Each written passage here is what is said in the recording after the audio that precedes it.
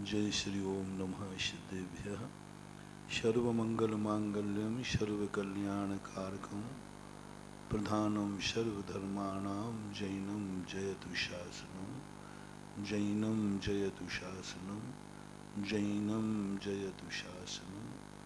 पंच परमेष्टि भगवान की जय। आचार्य श्री गुरुवर कुंद कुंद महाराज की जय। आचार्य श्री गुरुवर विद्यासागर जी महाराज की जय। परम पूज्य निर्यापक श्रमण मुनि श्री सुधा सागर जी महाराज की जय।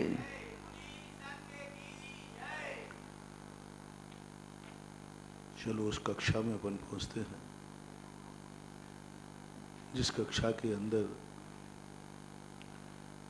हमारी जिंदगी की उन समस्याओं पर विचार किया जाता है, किया जा रहा है, जिनके कारण से हम अपनी जिंदगी के जीने का आनंद नहीं ले पा रहे। और वो इतनी छोटी समस्याएं हैं जिनको दूर करने के लिए हमें किसी दूसरे की जरूरत नहीं है, वो स्वयं की खुद की भूल से उत्पन्न हुई है। तो स्वयं को ही दूर करना है।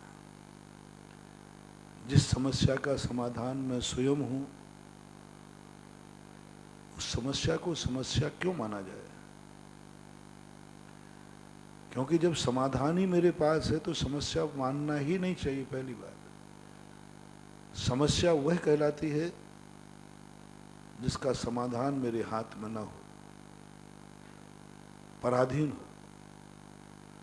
और पराधीन जो समस्याएं होती हैं बेजरूर समस्याएं हैं। उनके समाधान मैंने बहुत कुछ आपको बताने का प्रयास करेंगे, लेकिन मेरी एक नीति है और नीतिकारों से मैंने सीखा है,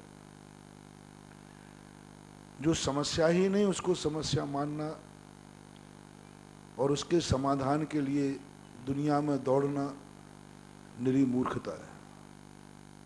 उसके समाधान, ऊपरी बाधा है ही नहीं और झाड़ा लगाने के लिए दौड़ रहे हैं, है तो फिर भी ठीक है ही नहीं और झाड़ा लगाने छोड़ रहे, ठग लेगा तुम्हें कोई। जो समस्या नहीं है उससे बड़ी समस्या खड़ी कर देगा तुम्हें। भारत देश में 90% समस्याएं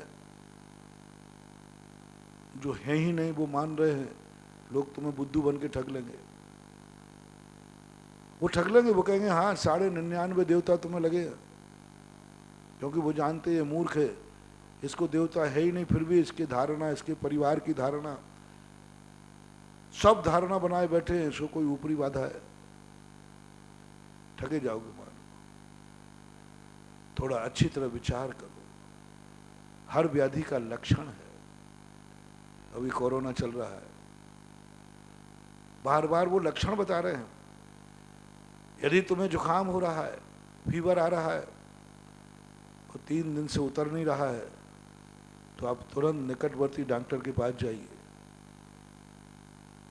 लक्षण बता दिया, एक हमें लक्षण दे दिया। अब ये लक्षण के बाद भी हम नहीं चेते तो बहुत, कोरोना कोई बड़ी बीमारी नहीं है।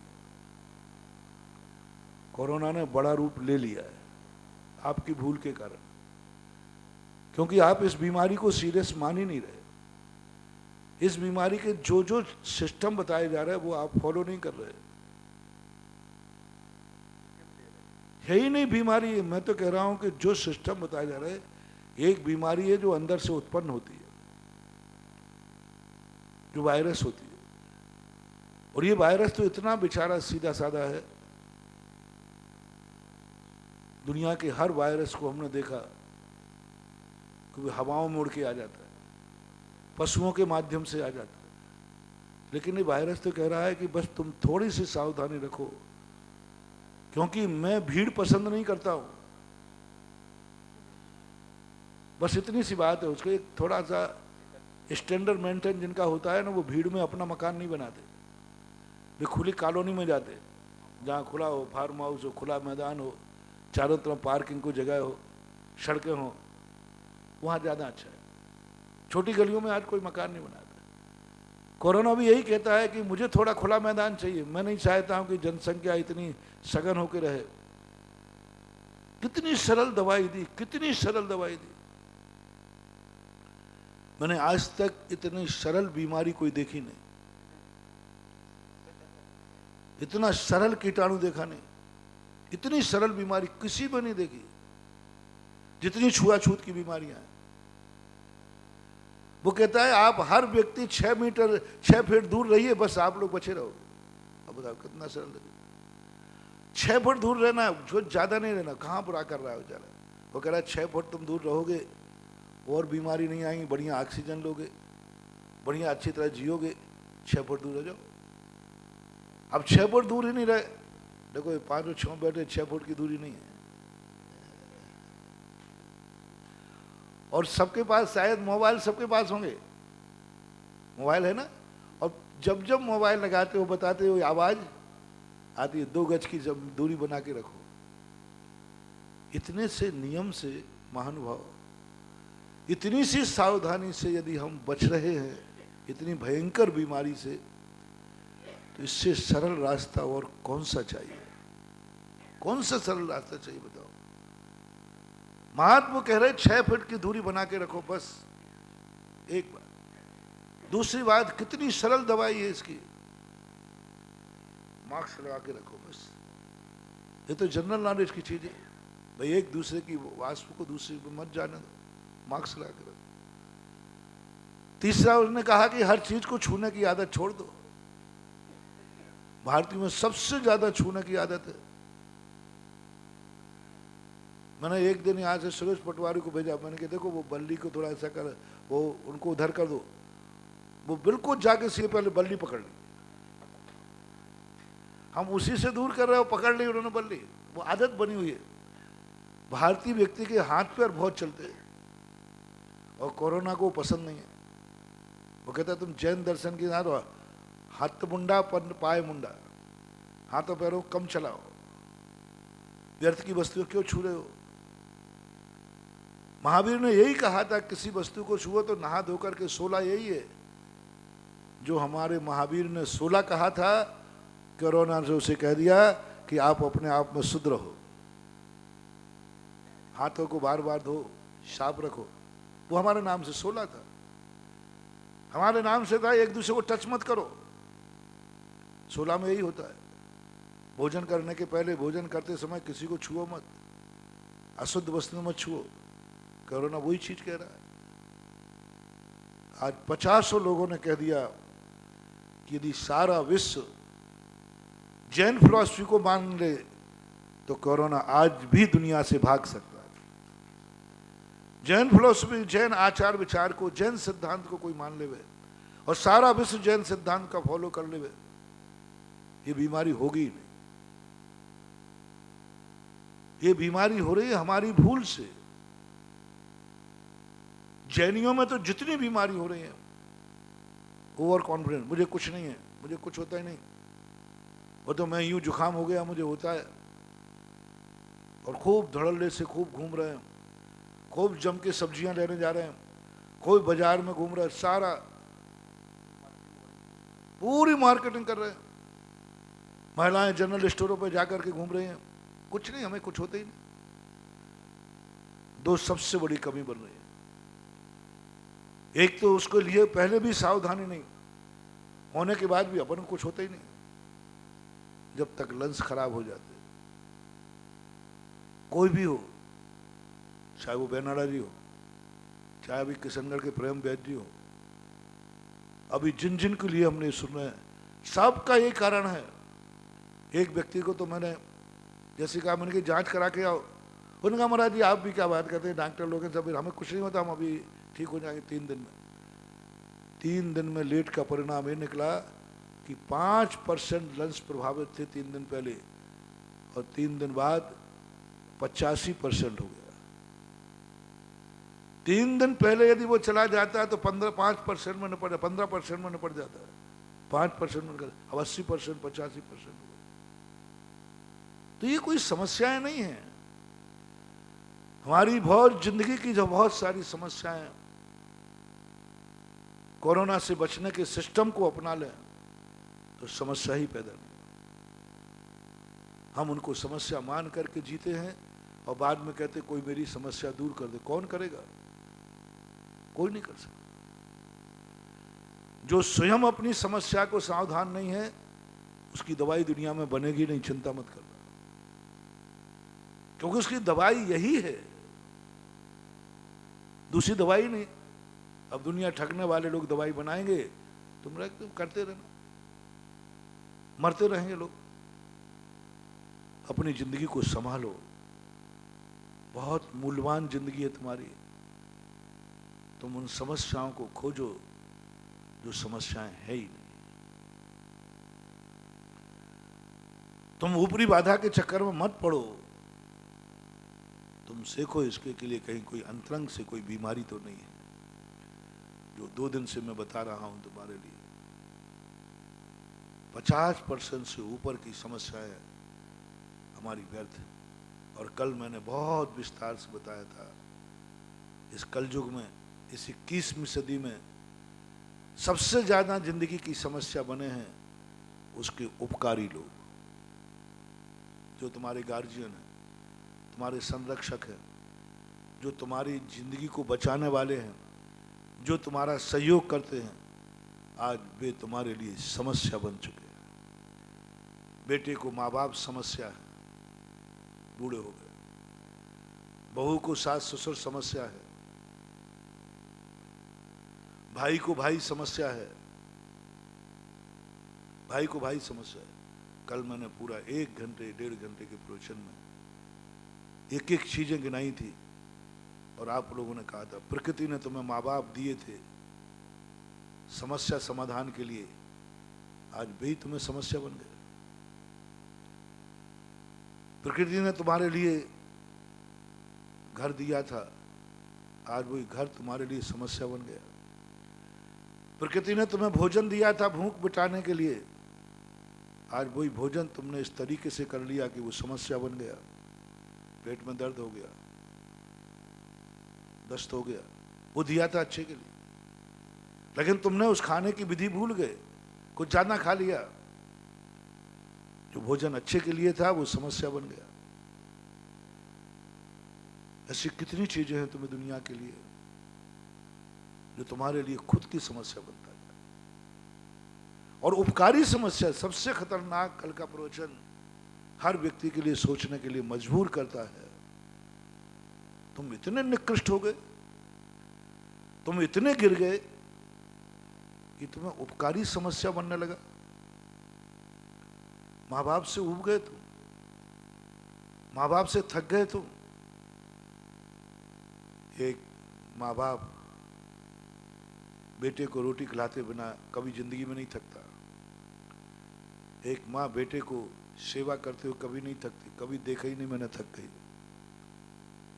लेकिन कितने बेटे हैं जो माँ बाप को रोटी खिलाने में थक गए, उनकी सेवा करने में थक गए, उनका खर्चा देने में थक गए, उनकी उंगली पकड़कर मंदिर ले जाने में थक गए। भार दिख रहा है, भार। मालाएं फेरते हैं लोग, हे भगवान माँ बाप को जल्दी उठा लो, अब मेरे बस की बात नहीं है। बंटवारे कर देते हैं कि मैं ही क्यों करूं, दूसरे भाई के बाहर भटकते रहते हैं, भटकते रहते हैं। मैंने एक दिन इसके ऊपर बहुत बड़ा प्रवचन दिया, तो प्रवचन के बाद शाम को सुनाया, बोले महाराज जी आपने जो हुबहू सुनाया है, इसी प्रवचन के ऊपर, ठीक इसी प्रवचन के ऊपर एक पिक्चर बनी है। मैंने कहा वो तो ये सामान्य विषय, बागवान, अमिताभ बच्चन की पिक्चर। भाई मैंने देखी नहीं, गड़बड़ मत करना नहीं तो मामला, क्योंकि अभी नई पिक्चर पुरानी हो तो बात अलग है। लोगों ने सुनाया, लोगों ने कहा महाराज जिंदगी का यथार्थ सत्य जैसा आपने प्रवचन में रखा है, वैसे ही उस पिक्चर में यथार्थ सत्य रख दिया। दुनिया का कोई व्यक्ति नहीं है जो इस पिक्चर को देखने के समय रोए नहीं, रोए गए। एक ढंग का प्रश्न, वैसे ही अमिताभ बच्चन की पिक्चरें हिट होती है, उनकी जो रहसल है, उनका जो ग्रुप है, आज पहला हीरो है जो जब से शुरू हुआ है आज तक वो हिट ही हिट है। इस उम्र में हिट है, इतनी उम्र में कोई हिट नहीं होते।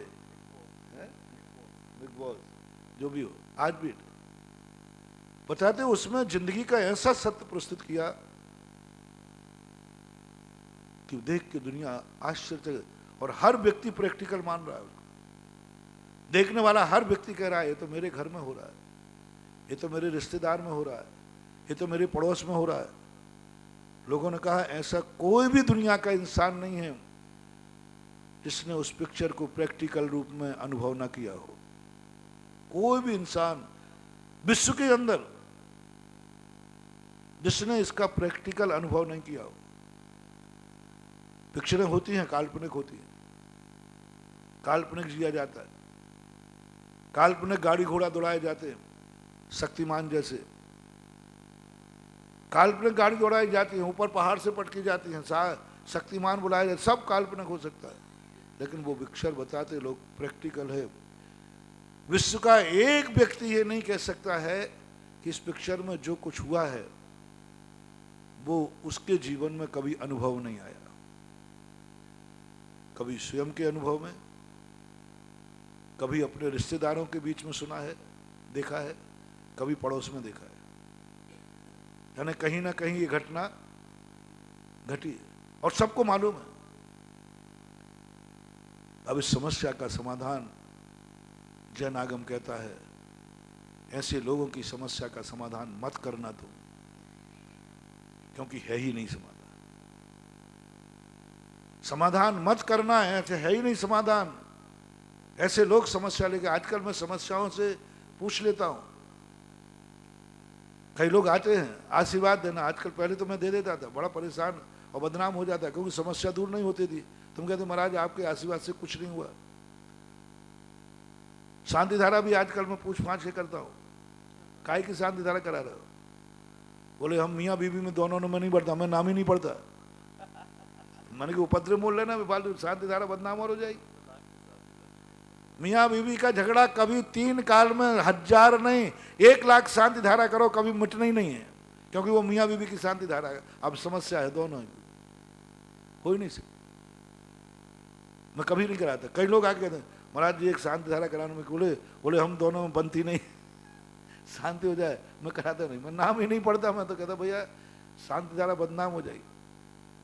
कई लोग कहते महाराज माँ बेटे में नहीं बनती, पिता बेटा समस्या बन गए दोनों, मैं शांति धारा कराता ही नहीं। मैंने कहा समस्या सुलटेगी नहीं, सुलट ही नहीं सकती, है ही नहीं इसका समाधान। आशीर्वाद देते समय पूछ लेते समस्या क्या है तुझे? ऊपरी मुपरी बाधा को तो मैं गिनते ही नहीं, क्योंकि फ्रॉड है। जो लोग ये कह के आते हैं कि महाराज मुझे ऊपरी, मैंने आज तक कभी किसी ऊपरी बाधा निवारण की शांति धारा नहीं कराई। धोखे से कोई लिख दिया हो नाम पता नहीं, बुद्धिपूर्वक तो नहीं कराई। ऊपरी बाधा निवारणार्थम मैंने नहीं कराई। हाँ इतना जरूर बोलता हूं, नकारात्मक ऊर्जा निषेधार्थम, खंड खंड नकारात्मक ऊर्जा देता हूं। कोई नकारात्मक ऊर्जा है तो खंड खंड हो, समाप्त हो जाए।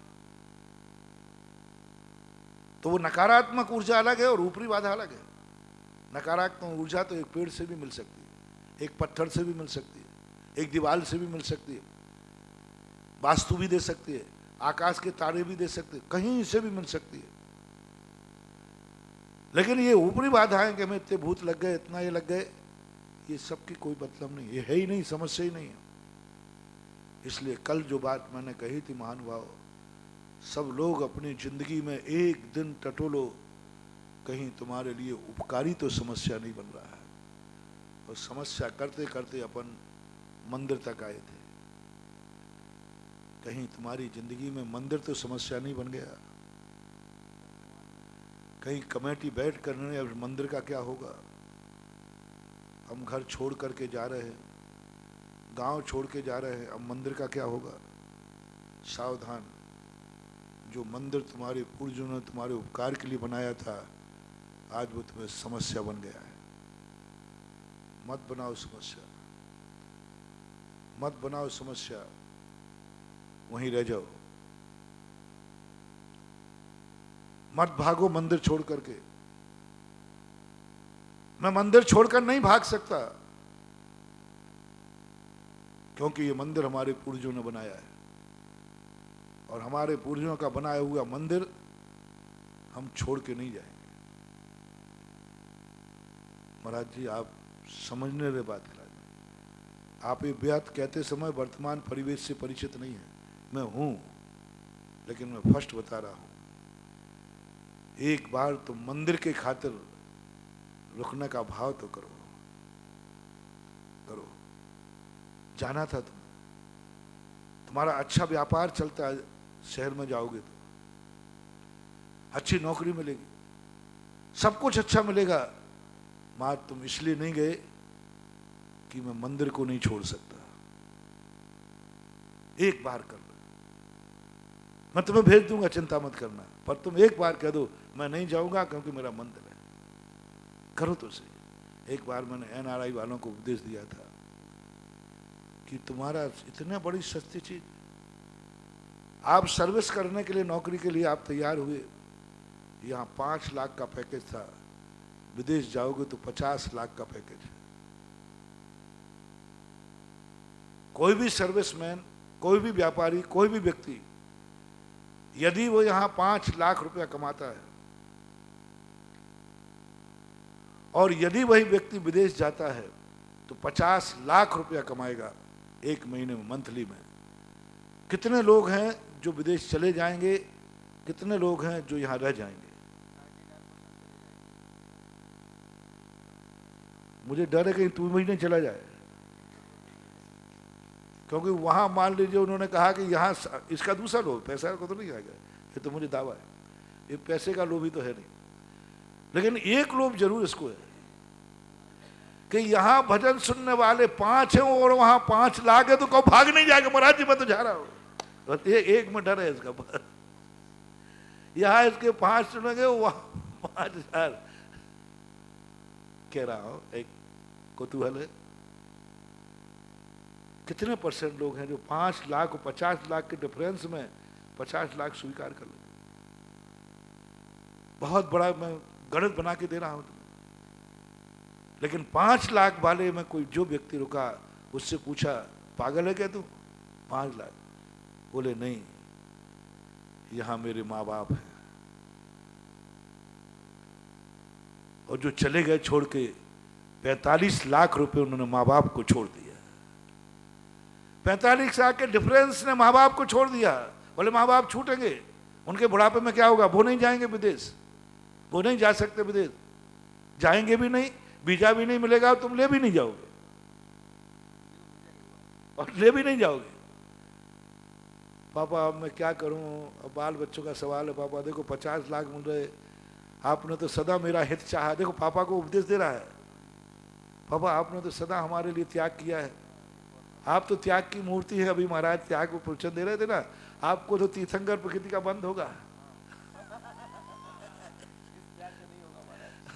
कह देगा वो छोकरा, कह देगा यदि मान लो अपना प्रवचन अपन कह रहे हैं, जो दूसरों के लिए त्याग करता है तीर्थंकर बनता है, वो ये नहीं सुनेगा कि ये परमार्थ का त्याग है। वो पापा से कह रहे, पापा महाराज जी कह रहे थे आज जो दूसरों के लिए त्याग करता है वो तीर्थंकर बनता है, आप तो तीर्थंकर बनोगे, हमें जाना दो पापा। देखो 50 लाख का सवाल। चलो ये ठीक है, उन बापों से भी मैं कहता हूं, वे बाप 50 लाख के लिए बेटे को अपने से दूर कर देंगे। बहुत सारे पिता कहते हैं जा बेटा 50 लाख मिल रहा, तो पापा हम आपसे छूट जाएंगे, दूर हो जाएंगे। अरे मूर्ख, छूट जाना क्या फर्क पड़ता है, मोह मत कर मेरे से। मुनि बनेगा तो नहीं कहेंगे मेरे से मोह मत कर। एक बेटा मुनि बनता है तो नहीं कहते बेटा क्या कर रहा है, पापा मैं मुनि तो बन रहा हूं, लेकिन मम्मी पापा आपकी याद आएगी, आपको मैं बहुत चाहता हूं। कोई मम्मी पापा ये नहीं कहा बेटा मूर्ख बन जा मुनि, मेरी याद छोड़, मेरी चिंता छोड़। पापा आपका बुढ़ापे में क्या होगा, बावला कहेगा, मेरा क्या होगा, क्यों चिंता करता है मेरी? तुम अपनी आत्मा की साधना कर, आत्मा का कल्याण कर, मेरी चिंता मत कर मेरा क्या होगा, मेरा सब ठीक होगा। मेरी चिंता मत कर, मेरा सोच मत कर, मेरी समस्याएं मत बना, मेरा बुढ़ापा कैसा निकलेगा ये मत सोच, तू जा। ऐसे कितने माता पिता हैं जो बेटे के मुनि बनने पर उसको निर्मोही बनाएंगे। तो मेरी चिंता करता है, मेरा तो देख उल्टा और बोले, मेरी कुंडली में बुढ़ापा लिखा ही नहीं, मैं चलते फिरते ऊपर जाऊंगा तो मुनि महाराज बन जा। बल्कि ऐसे लोग कहते दिखे हैं, तुम्हें इसलिए पैदा किया था, मेरे बुढ़ापे का क्या होगा, नरकों में जाओगे मुनि बन करके।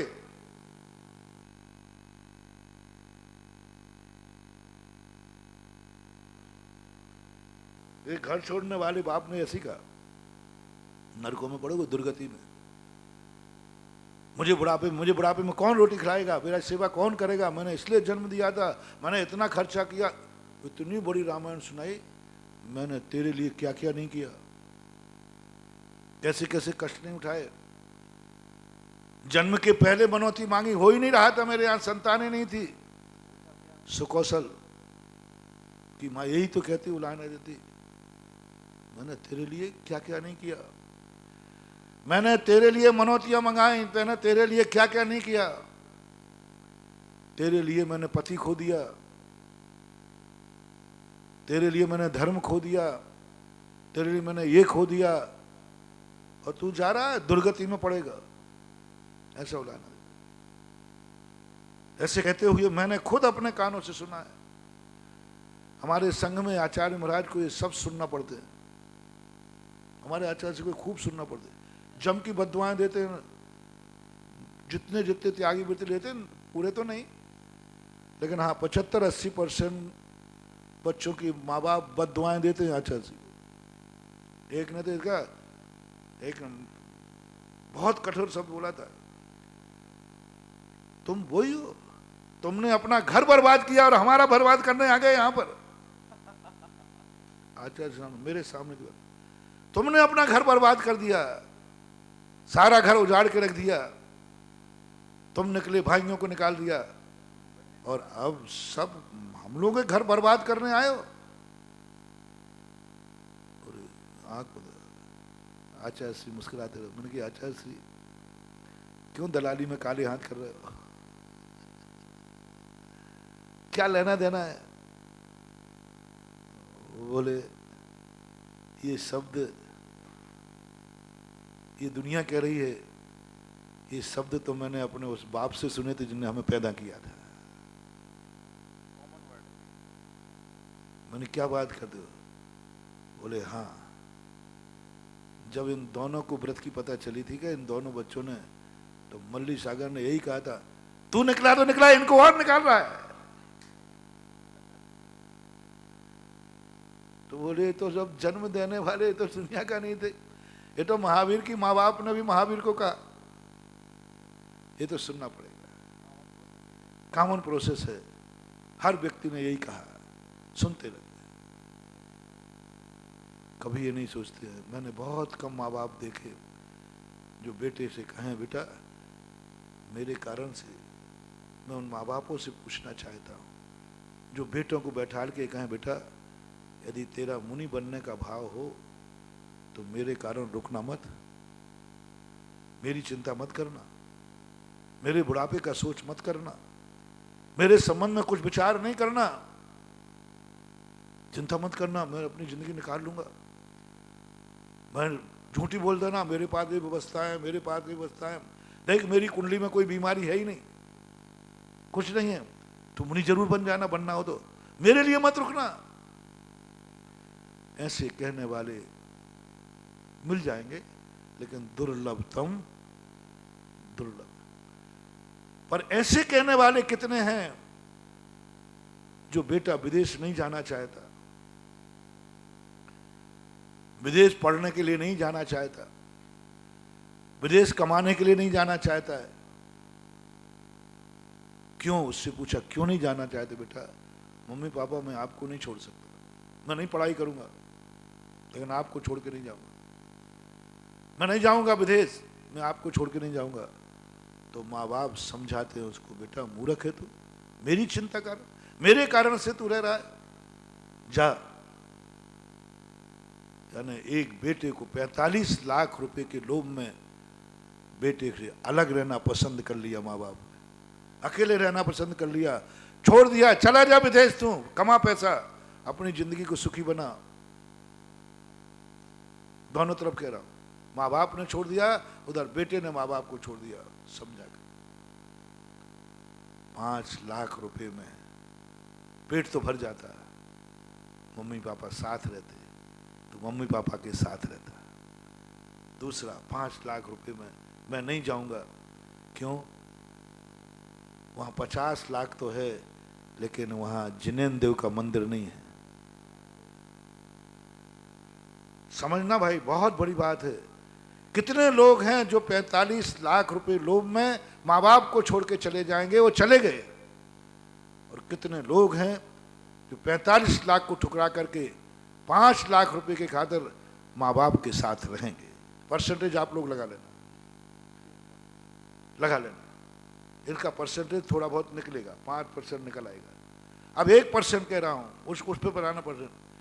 कितने लोग हैं जिनका 45 लाख रुपए के कारण विदेश जाएंगे, मंदिर छूट जाएगा, वहां मंदिर दर्शन करना नहीं मिलेगा, खाना नहीं मिलेगा, मंदिर नहीं मिलेगा ही नहीं वहां।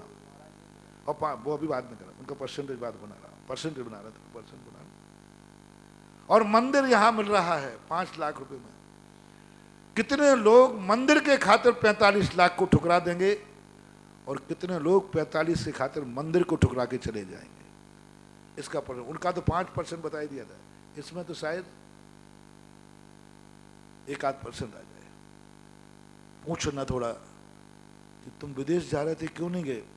बोले मंदिर के खातिर, वहां मंदिर नहीं। बस एक ही बात, कुछ नहीं, जिंदगी में एक बलिदान दे दो रे, कह सको तुम गर्व से, मैं भेजता हूं तुम्हें सिमंदर भगवान के पास, मैं कराऊंगा तुम्हें सिमंदर भगवान का दर्शन। तुम एक बार ये शब्द कह दो, मैंने 45 लाख रुपया ठुकरा दिए मां जिनेंद्र देव के मंदिर के कारण, क्योंकि वहां मंदिर नहीं है। बस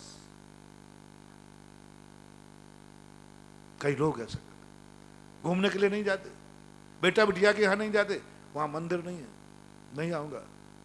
बेटा बिटिया कहते महाराज से छूट ले लो, बाद में प्रायश्चित ले लेना, नहीं आऊंगा मैं, वहां मंदिर नहीं आए इसलिए नहीं आऊंगा। आज हमारी महिलाओं में एक आदत थोड़ी सी है, अपने पतियों से 40-50 किलोमीटर पति जाता है, बेटा जाता है, लौट के आता है, पति कहता भाई चलो वहीं रह जाओ, तो बोले वहां मंदिर नहीं है। मंदिर के खातिर महिला पति के साथ नौकरी पर जाती नहीं। सस्ता प्लाट मिल रहा है, पहले महिला पूछती है मंदिर है क्या? नहीं है, तो फोकट में देवे प्लाट तो नहीं लेना, हमें वहां प्लाट चाहिए जहां जिनेंद्र देव का मंदिर हो। मुझे बड़ा गर्व होता है जब कोई कहता है महाराज वहां बहुत अच्छा प्लाट मिल रहा था, तो मैंने क्यों? बोले ये नहीं मानी। मैंने क्यों नहीं मानी भाई? बोले महाराज जी मंदिर नहीं था वहां। अरे मैं तुरंत इतना खुश हो जाता हूं, जा मरु देवी बनना, एक दिन तीर्थंकर तेरी गोदी में जन्मेंगे। तूने पति को बेटे को कह दिया कि मैं मंदिर नहीं है इसलिए नहीं जाऊंगी वहां, जाओ 40 किलोमीटर प्रतिदिन आओ जाओ, मैं अकेली रह जाऊंगी। नहीं, ये बलिदान बहुत बड़ा बलिदान। कभी किया ये बलिदान? ऐसा नहीं किया। कितने एनआरआई हैं, कुछ नहीं और कोई आकर्षण नहीं। 45 लाख रुपए का जो डिफरेंस था, यानी भगवान के जिनेंद्र देव की कीमत कितनी हो गई? 45 लाख रुपया। बस मंदिर तुम्हें समस्या बन गया। अब गुरु की बात आ जाए, देख विदेश जाएगा तो गुरु महाराज नहीं मिलेंगे, गुरुओं को आहार देना नहीं मिलेगा। कितने लोग हैं जो ये विचार भी करेंगे, कितने माँ बाप हैं जो ये विचार भी करेंगे बेटा वहां जाएगा तो गुरु नहीं मिलेंगे। मंदिर तक तो फिर भी विचार कर लेंगे कि बेटा वहां मंदिर नहीं है, लेकिन ये तो भाव ही नहीं आएगा कि वहां गुरु महाराज नहीं मिलेंगे, गुरु छूट जाएंगे तेरे, आहार देने नहीं मिलेगा, परिणाम ही नहीं बनेगा, है ही नहीं, कीमत ही नहीं तुम्हारी दृष्टि में। गुरु तुम्हारे लिए समस्या है, बहुत बड़ा समस्या है। महानुभाव, एक बार गुरु के लिए तू ठुकरा तो दे। मैं उस गांव में नहीं जाऊंगा, उस देश में नहीं जाऊंगा, उस कमाई में नहीं जाऊंगा जहां मेरे गुरु महाराज छूटते हैं। जहां गुरुओं का आना जाना नहीं होता है, जहां मेरे गुरु का विहार नहीं होता है, वहां सोने की लंका भी क्यों ना हो तो मैं ठुकराता हूं। एक बार ठुकरा दे, तुझे साक्षात तीर्थंकर तेरे गुरु बन जाएंगे, तो उनके चरणों में दीक्षा लेगा। छोटे मोटे गुरु नहीं मिलेंगे, तीर्थंकर समोषण में मिलेंगे, वो तेरे गुरु होंगे, तो उनका चेला होगा, क्योंकि तूने एक बार सब कुछ ठुकरा दिया था। मेरे गुरुओं का विहार वहां होता है क्या? नहीं होता। नहीं होता तो मैं नहीं जाऊंगा। सवाल 45 लाख का कौन ठुकराता? आज गुरु समस्या बन गए हैं। विदेश जाने वालों के लिए वो सोचते ही नहीं, विचार नहीं करता, विचार ही नहीं आता। कभी विचार में सोचते ही नहीं, विचार ही नहीं करते कि हमारी एक बहुत बड़ी साथी है, गुरु छूट जाए।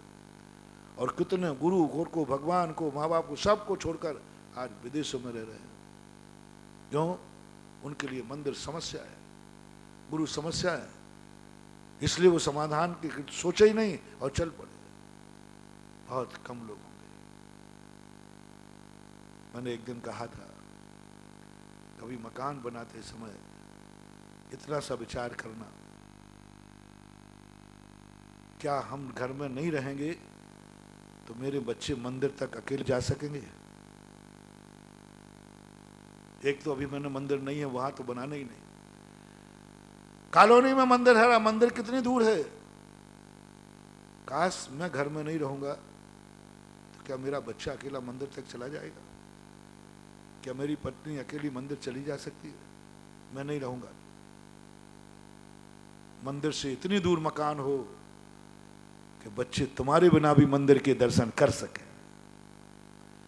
मैंने दूर का मकान इसलिए ठुकरा दिया कि मंदिर दूर था। बस एक सबक चाहता हूं, तो मैं समझ लूंगा कि मंदिर तुम्हें समस्या नहीं है।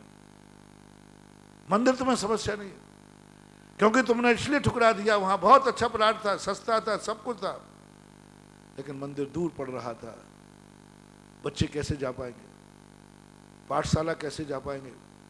हे प्रभु, मैंने तेरे खातिर मंदिर के पास मकान लिया। उस समय देखना तुम्हें दुआ, उस मंदिर की दुआ, उस मंदिर की सकारात्मक ऊर्जा, वो मंदिर 24 घंटे तुम्हें सकारात्मक ऊर्जा देगा। ये वो भक्त है जिसने मेरे खातिर इतना बढ़िया प्लाट छोड़ दिया। मेरे खातिर तो कुछ बलिदान तो दो, मेरे खातिर छोड़ा है। अपन ने देव साध गुरु के प्रति क्या किया है, क्या बलिदान दिया है। मैंने एक दिन बहुत छोटी सी बात कही थी, गुरु भक्ति यह नहीं है कि तुम आहार दे रहे हो, गुरु भक्ति यह नहीं है कि तुम नमोस्तु कर रहे हो, गुरु भक्ति यह नहीं है कि पूजा कर रहे हो। देखो, मैं गुरु भक्ति का पॉइंट, मेरे पॉइंट ही ऐसे अनाप शनाप होते, लेकिन तुमसे हाँ कहलवा लेता हूं। एक गुरु भक्त वो है जो गुरु की खूब पूजा करता है, नमोस्तु करता है, सब बना, सब कुछ है, लेकिन बस उसके पास एक कमी है कि उसने मकान बनाते समय ध्यान नहीं रखा कि गुरु महाराज आएंगे तो चौका लग पाएगा कि नहीं। पूछा क्यों? बोले महाराज जी ध्यान ही नहीं रहा। और एक व्यक्ति कम भक्ति करता, कम, लेकिन मकान बनाते समय ध्यान, पहले आप लोग मकानों पर बैठ करके बहुत डिस्कशन करते। पहले का मकान तो पुरुष बनाता था, महिलाओं को पता ही नहीं रहता था। आजकल मामला उल्टा है। मकान बनाते समय यदि महिला से डिस्कशन नहीं हुआ तो बना मकान कैंसर, क्योंकि उसकी सुविधाएं अलग है। महिलाओं को बैठाना पड़ता है, वो डिस्कशन करते, यहाँ ये होना चाहिए, यहाँ ये होना चाहिए। आजकल तो सब चीजें महिला की मर्जी से बनती है। खूब डिस्कशन होते हैं, भाई भाई बैठते हैं, देखो यहाँ ये होना चाहिए, यहाँ डाइनिंग होना चाहिए, यहाँ वो होना चाहिए, यहाँ सब चीजें बहुत एक एक पर डिस्कशन होता, बहुत भारी डिस्कशन। वाश बेसिन यहाँ लग नहीं, यहाँ नहीं, यहाँ नहीं, यहाँ सब चीजें, कबाड़ इस क्वालिटी की होना चाहिए। मैं आजकल पूछने लगा हूं कि मकान तुमने बनाया, क्या बनाते समय परिवार ने किसी ने कहा कि पहले ये बताओ सब तो हो गया, लेकिन गुरु महाराज आएंगे तो वे आहार कहां से लेंगे? बनाते समय किसी ने भी याद दिलाया? कितने % लोग दुनिया में, जैनियों से पूछ रहा हूं, कि जो मकान बनाते समय ये ध्यान रखें, फर्नीचर फिट कराते समय ये ध्यान रखें कि गुरु महाराज आएंगे तो वो कहां खड़े होंगे? फ्लैट लेते समय मंजिलों में कभी सोचा कि यदि महाराज आ गए तो क्या इतनी ऊंची मंजिल पर महाराज चढ़ पाएंगे? महाराज लिफ्ट से नहीं जाएंगे। महाराज का ध्यान मकान बनाते समय हुआ, और यदि हो गया, जाओ, तुम्हारे जैसा भक्त दुनिया में दूसरा हो नहीं सकता। यह है वहां समर्पण, यह है आहार दान। जिंदगी में एक बार भी आहार दान नहीं दिया, एक बार भी आहार दान नहीं दिया महानुभाव। महाराज वहां पहुंचे ही नहीं, पहुंचे ही नहीं महाराज, वहां बिहारी नहीं हुआ। लेकिन मकान बनाते समय उसने कहा था कि महाराज आ गए तो आहार कहां होगा, और उसको ध्यान में रख करके उसने मकान के नक्शे में संशोधन करके बनाया। मैं उसे आशीर्वाद देता हूं, उसे पूरी जिंदगी भर प्रतिदिन आहार का पुण्य लगेगा। एक भी दिन आहार नहीं हुआ, लेकिन मकान बनाते समय संकल्प क्या है? निर्देश। इसी को बोलते हमारा निर्देश, संकल्प। नैगम नय इसी को बोलते। नैगम नय की अपेक्षा वो प्रतिदिन आहार दे रहा है, क्योंकि मकान बनाते समय उसने ध्यान रखा मेरे गुरु महाराज कहां, और एक भी दिन महाराज नहीं आए। कौन रखता है? कितने परसेंट रखते हैं? अभी 100% नहीं कहूंगा। आज महाराज तुम्हारे लिए समस्या बन गए हैं। बहुत दुख होता है। शहरों में जाते हैं, चौका नहीं लगा सकते, भावना है, मुनि भक्त है, लेकिन फर्नीचर फिट है, फर्नीचर नहीं हट सकता। सब कुछ वो करने को तैयार है, भावना है, असमर्थ नहीं, अमीर है, लेकिन वो फ्लैट इस ढंग से बना है कि एक समस्या है। महाराज समस्या बन गए, चौका समस्या बन गया, आहार देना समस्या बन गया, भोजन बनाना है लेकिन रसोई घर ऐसे अंधेरे में है, चौका नहीं लग सकते। महानुभाव, कहीं ऐसा तो नहीं है कि परम उपकारी जीव तुम्हारी समस्या बन जाए? समय आपका हो गया, इन समस्याओं से बचो। अभी एक और निजी समस्या है जिसको मैं बाद में बताऊंगा। महावीर भगवान है।